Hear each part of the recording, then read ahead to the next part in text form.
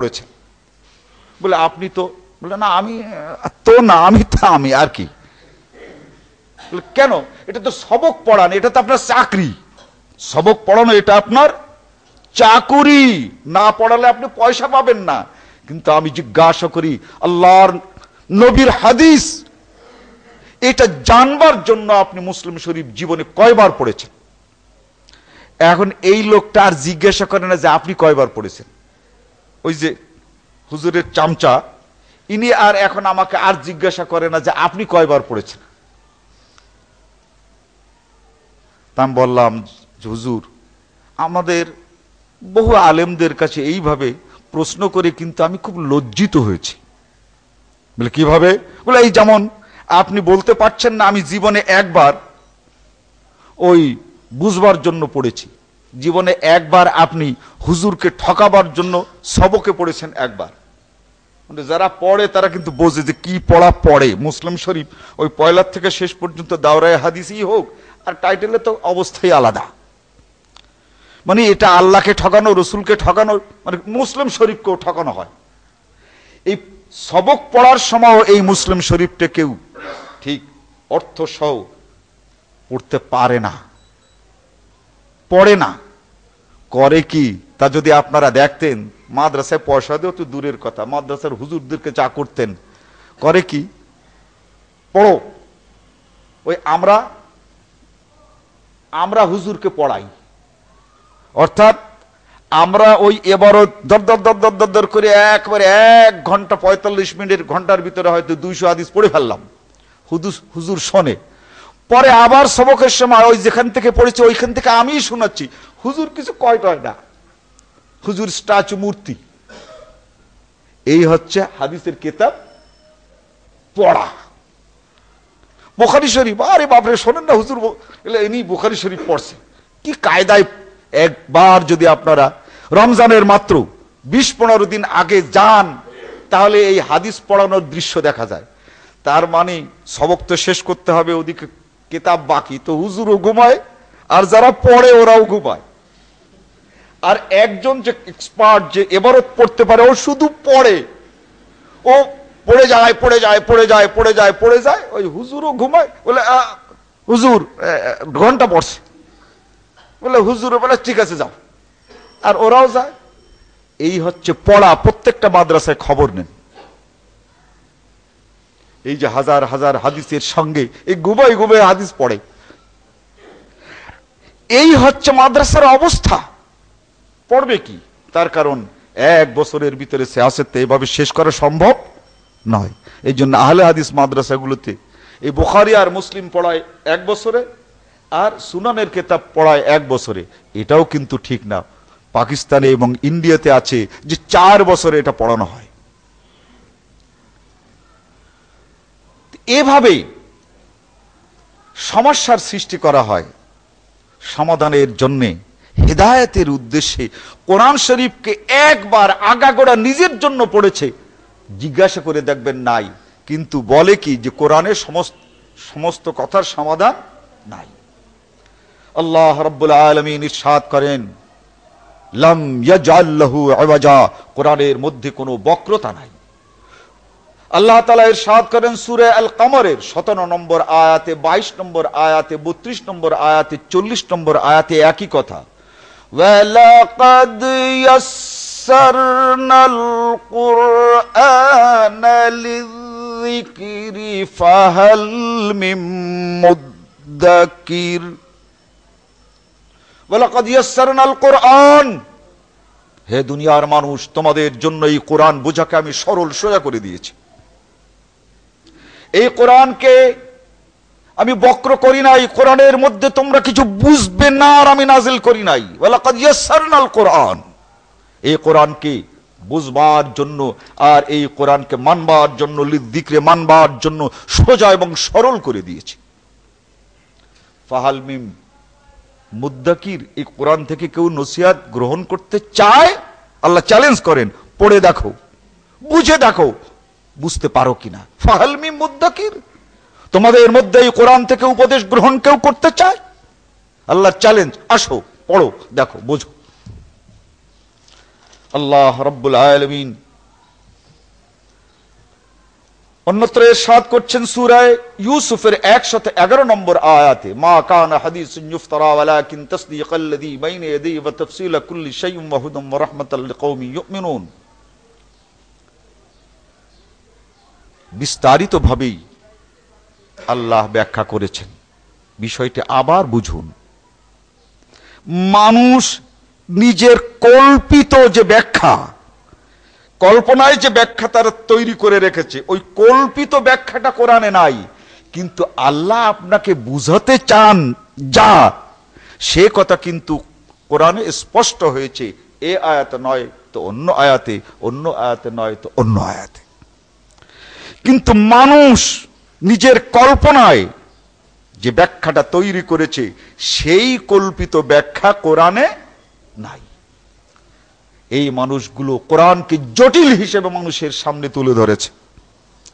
যেমন হিন্দুরা তাদের বেদ পুরাণকে জটিল হিসেবে তাদের ধর্মাবলম্বীদের সামনে তুলে ধরে, কোরআনকে এইভাবে জটিল করেছে, এইভাবে হাদিসকেও জটিল করেছে।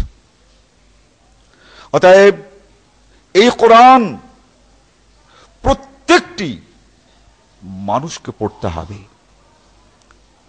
প্রতিটি মানুষকে তেলাওয়াত করতে হবে, প্রতিদিন একটি আয়াত হলেও অর্থ সহ পড়তে হবে।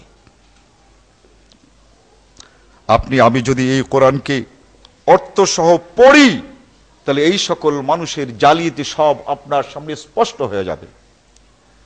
আর কোরআন যদি কেবলমাত্র রমজানে একটু পয়লা পারা আর শেষ পারা পড়েন, সারা বছর কোরআন পড়লেন না, আর পড়লেন তাও না বুঝে, কোরআন খতম করায়, সত্যি কোরআন একদম খতমই করে ফেলে, বোঝা নাই, শোনা নাই, পড়ছে। এই পড়ায় কিন্তু সব আছে, নাউজুবিল্লাহ, সব নাই তা না, নেকি আছে, কিন্তু সেই নেকি বুঝবার মতো নেকি নয়। ওই কোরআনকে বুঝলে যে নেকি, আর কেবলমাত্র কোরআনকে না বুঝে যে নেকি, এই দুটো নেকি এক হতে পারে না।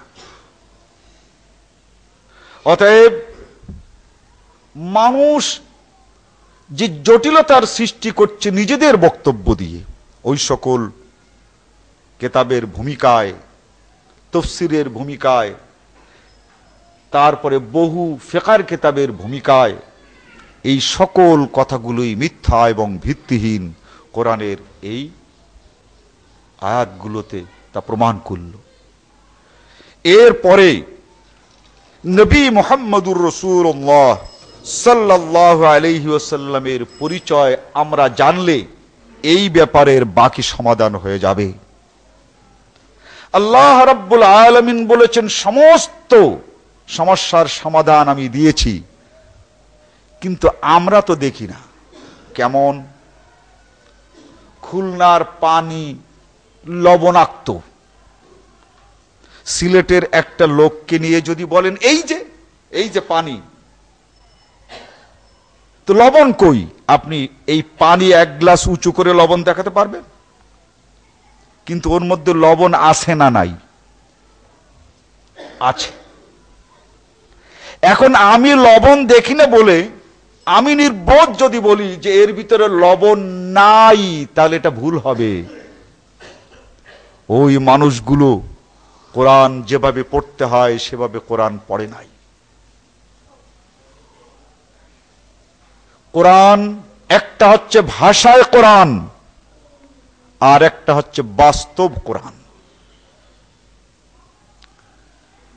যে সকল ছেলেরা ইঞ্জিনিয়ারিং কলেজে পড়ে, দেখবেন একটি বাল্ব, বৈদ্যুতিক বাল্ব কিভাবে তৈরি করা যায় তা ওই কেতাবে আছে, আর একেবারে এঁকে দেওয়া আছে। মাইক্রোফোন তৈরি করবেন, রেডিও তৈরি করবেন, একেবারে প্রথম থেকে বিভিন্ন পার্টসের ছবি আছে। এটা ওটার সঙ্গে লাগাতে হয়, ওটা ওটার সঙ্গে লাগাতে হয়, ওটা ওটার সঙ্গে লাগাতে হয়, এটাকে এইভাবে করতে হয়, তারপরে এইটা করতে হয়, তবে ওইটা করতে হয়, তারপরে একবারে শেষ পৃষ্ঠে বিরাট একটা রেডিও। এইটা হচ্ছে ভাষাগত অর্থে ব্যাখ্যা।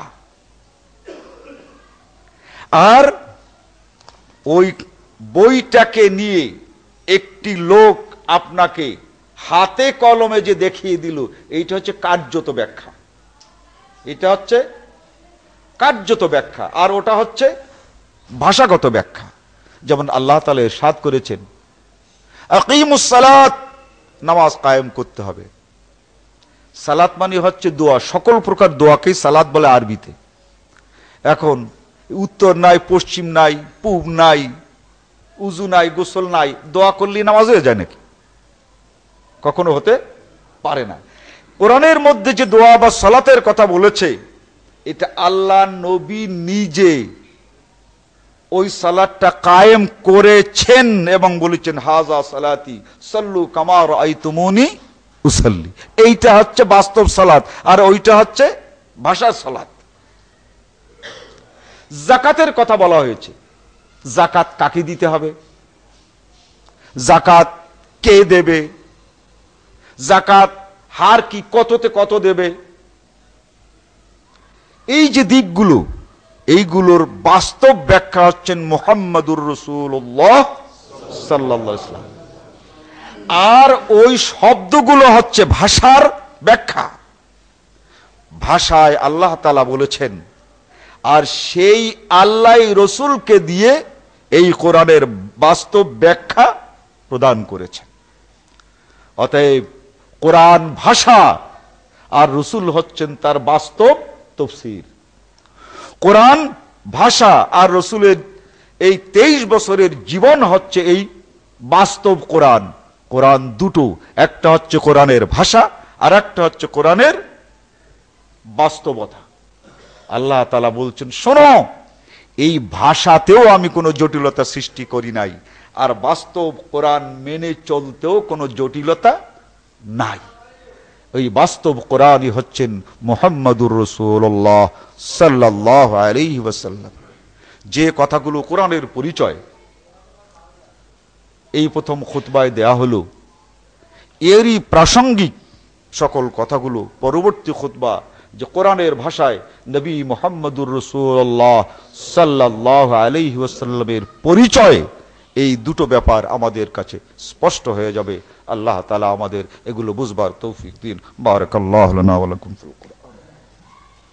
প্রশ্ন করা হয়েছে, বুখারী শরীফকে সহিহ কিতাব বলা হয় কেন? সহিহ শব্দের অর্থ হচ্ছে বিশুদ্ধ।